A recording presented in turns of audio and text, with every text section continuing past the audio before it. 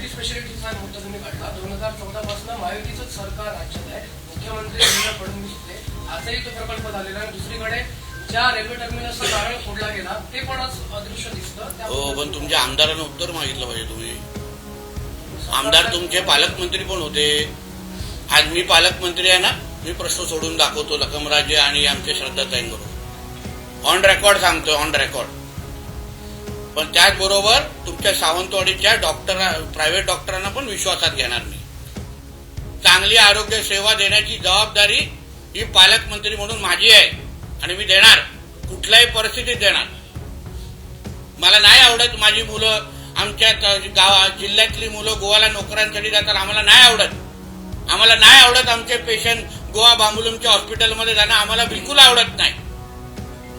म्हणून तर राणे साहेबांनी या जिल्ह्यामध्ये एवढं मोठं हॉस्पिटल बांधलं.